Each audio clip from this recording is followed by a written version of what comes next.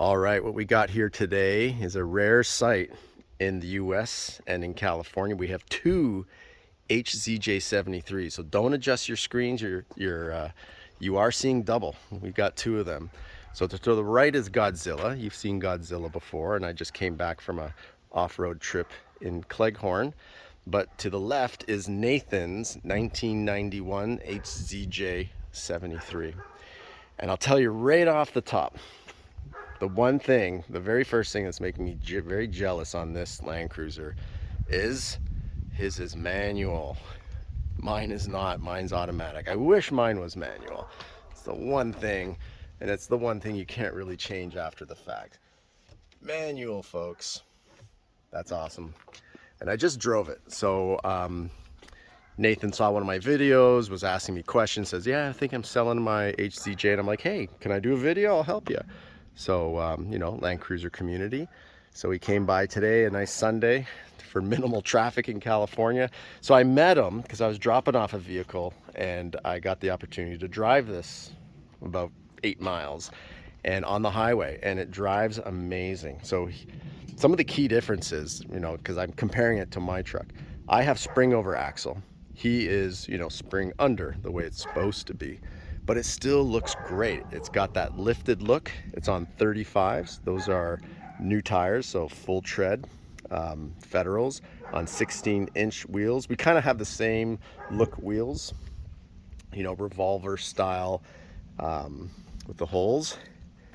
And then he's able to he's got the original tire on the back, which that fits. I don't think you want to go any heavier. The reason why I didn't put a tire on the back is it would have been too much for that door, especially with those 37s. The other thing that's really nice about his HZJ73 is it's got California plates. So that is a key thing. Mine does not. I had to go to Arizona.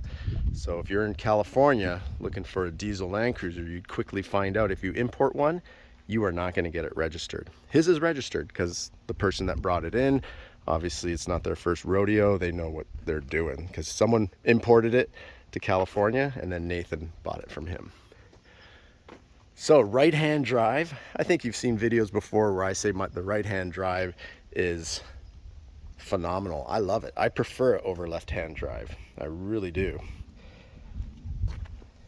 Got a custom bumper, and which is cool. I like the custom bumpers on these way more than the original. And he's clean undercarriage, super clean. So a rust-free. The one thing you can see on the paint is a bit of patina happening. So I have a video of an FJ62. I had full patina. So the one thing I suggested to him is just take a power washer and get rid of the white clear coat that's coming off and just get it fully patinaed. It's got a cool look.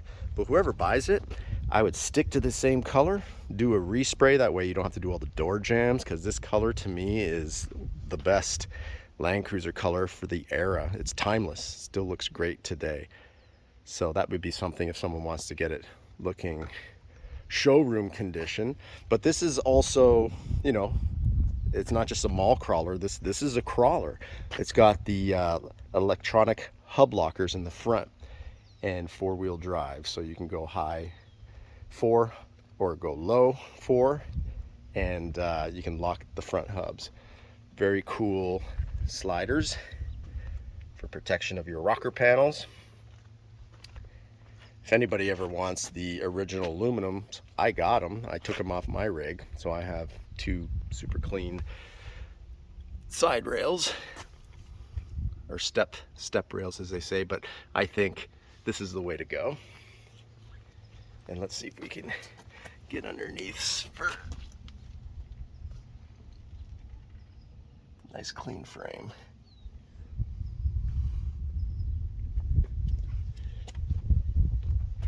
And a ton of tread on these tires, virtually new. The mud flaps, you have the mud flaps, right? I do have a brand new set of mud flaps. Yeah, I don't have my mud flaps on either. I kind of like the look, but someone can add the mud flaps if they want. And that's how you know it's diesel. And it's got a cool bar rear protection bar on the back. I mean, to see the difference, mine's OEM. I'm shopping around for a rear bar. There's one from an outfit in Canada. They make a nice bar, but this one's already got it. So that's just a cool, clean look. Maybe if we pop the back, show us the trunk. And the FRP top, as you guys know, you can remove that. And this thing looks so cool when that's off. Oh yeah, and even though we were talking, I'm like, oh, do you got a good stereo system? And he's like, yeah, and he put on the tune. So stereo system in this one. Nice clean FRP. Second row. So you can be 5 people in here and room for cargo. And again, super clean.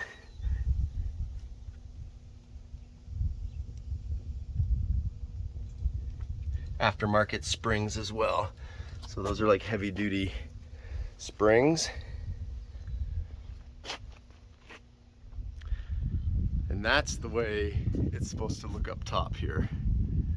Mine, I just put vinyl on it, so a simple change if you want to do, or you just leave it original. But even though mine is on 37s and this is on 35s, it still has that great look. I personally am not a fan of the original with the super small tires and it's super low. I think it's got to have bigger tires on it with the right offset, which this has. If you see, the offset is really nice. You know, they're not tucked in, they're sitting just right. Let's take a look at this side. So again, one of the key things is this. The manual transmission. So awesome. Miles wise, this has 195,000 miles, but as you guys know, these engines are the million-mile engines. When maintained right, they go and go and go. Like for instance, timing belt.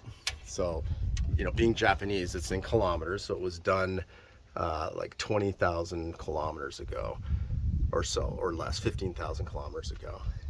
So you want to do that every 190 to 100,000 kilometers.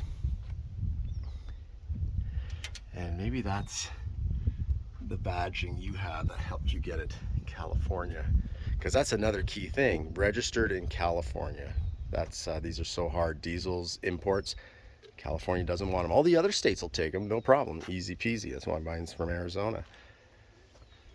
Dual battery system, of course, in a diesel. But I drove great. Purrs like a kitten, gears changed so smooth. It was just so nice. But maintain these properly, you know, per manufacturer recommendations. These will go 750, a million miles, you know, they go and go. They're workhorses. Japanese built, manufactured, built in Japanese, like all Land Cruisers are.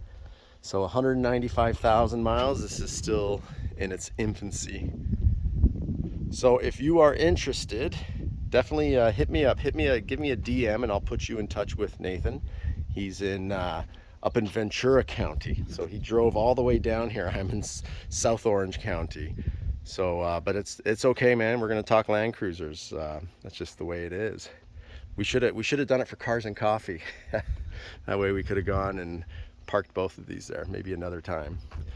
But yeah, if you are interested, I think it's a great deal. He is asking 35.